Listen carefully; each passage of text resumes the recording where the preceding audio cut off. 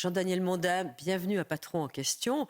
Vous dirigez deux entreprises qui me tiennent à cœur, qui sont Maricor et qui sont Guinaud, avec tous les instituts de beauté à travers la France.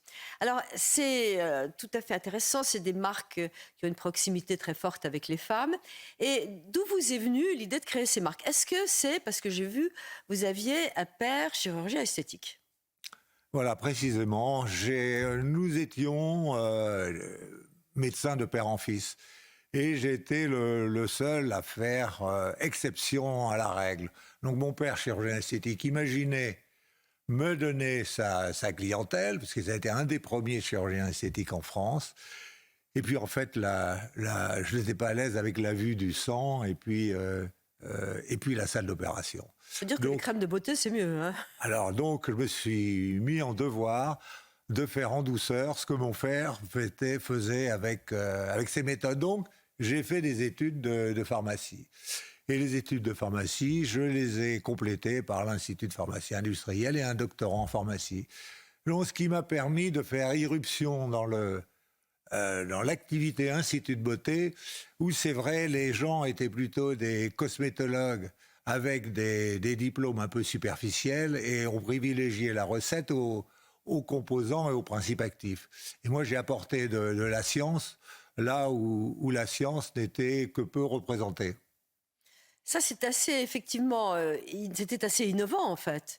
Parce qu'il y a effectivement la marque, mais dont on sait qu'elle recouvre un territoire de communication spécifique, avec des cibles, etc. Mais vous êtes un peu un scientifique de la beauté. La plupart des chefs d'entreprise dans le domaine de la pharmacie et la cosmétique avant étaient des scientifiques. Le scientifique sait lire ses formules. Maintenant, ce sont des hommes d'affaires qui savent lire leur bilan. Donc oui. Moi, je suis plus orienté vers la science. Et puis la science, c'est ma passion. Je n'arrive pas à me passionner pour les chiffres autant que pour la création de méthodes de soins révolutionnaires pour embellir les femmes. Mais les embellir avec les esthéticiennes, parce que seules les esthéticiennes voient la peau de la cliente. Ah ben oui. Et puis, les esthéticiennes reçoivent la cliente, voient la peau démaquillée, ont une expertise et suivent de manière plus précise l'évolution de la beauté de la peau de la cliente. Et pourquoi deux marques? Pourquoi Maricor? C'est venu après Guinaud? Voilà, c'est venu après Guinaud.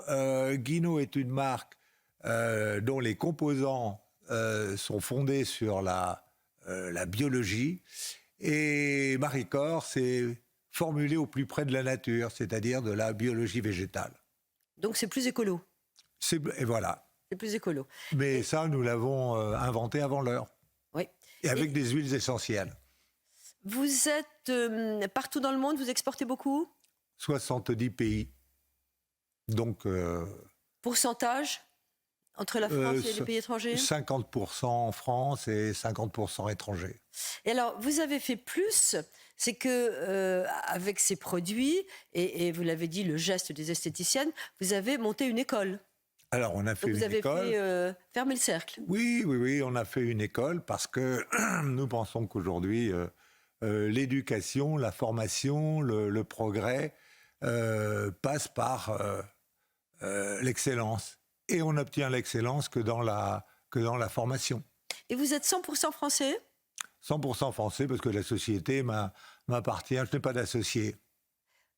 C'est encore mieux. Mais 100% français, est-ce que c'est le cas de beaucoup de marques de produits de beauté d'être 100% françaises? Qu'est-ce qu'on a comme marque en 100% française? Sans vouloir vous faire citer les concurrents. Non, mais vous savez, beaucoup de marques appartiennent soit à des conglomérats, vous connaissez le numéro 1 français des cosmétiques, et puis d'autres qui appartiennent à des fonds d'investissement.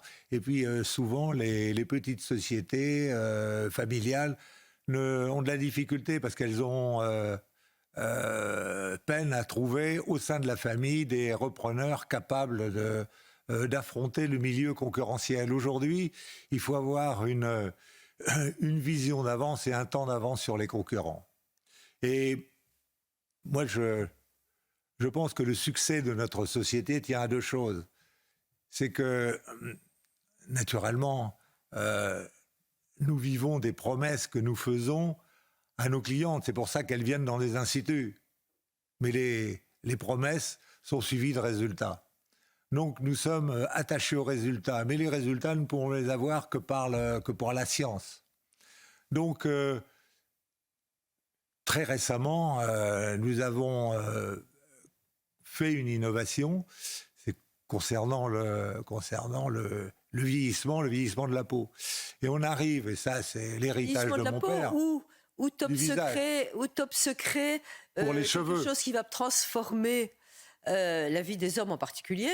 Tout à fait, tout à fait. Donc vous avez, semble-t-il, trouvé un vrai produit qui favorise la repousse des cheveux. C'est une méthode de soin qui va être entre les mains des coiffeurs, qui déjà a été testée auprès d'un coiffeur à référence qui a 9 salons de coiffure, qui est très connu, qui s'appelle Roblot, et qui a ses salons dans l'est de la France, et qui a démontré, en plus des preuves que nous avons par des laboratoires indépendants et des laboratoires indépendants agréés par le gouvernement.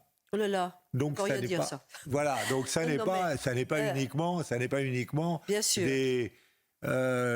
des opinions, des allégations, ni des opinions de consommateurs satisfaits. Donc ce sont des preuves. Alors, parce que là, il y a vraiment une recherche. Je veux dire qu'on sait très bien, dans le monde entier, tout l'univers de la cosmétique se dit, mon Dieu, si un jour on pouvait faire repousser les cheveux. Oui. Et là, vous avez l'impression que vous avez le secret. Ah mais c'est pas l'impression, c'est les preuves. Et comment vous avez trouvé ça? Où, comment, par qui? Des scientifiques? Un hasard, comme les découvertes? Vous savez, quand on découvre quelque chose, c'est pas une question de nombre de chercheurs. Non. C'est la direction dans laquelle on va. Vous pouvez avoir 1000 chercheurs qui cherchent dans la mauvaise direction, ils vont pas trouver. Donc nous avons trouvé pourquoi on allait chercher dans la bonne direction. Alors quelle était cette bonne direction? Par exemple pour les hommes, on a attribué l'alopécie à la testostérone. Vous savez, cette hormone mâle. Bien. Mais en fait, vous voyez bien qu'il y a des personnes qui ont de la barbe et qui sont chauves. Ça veut dire qu'ils ne peuvent pas avoir de la testostérone ici et ne pas en avoir ici. Et donc, ça n'est pas quelque chose de recevable.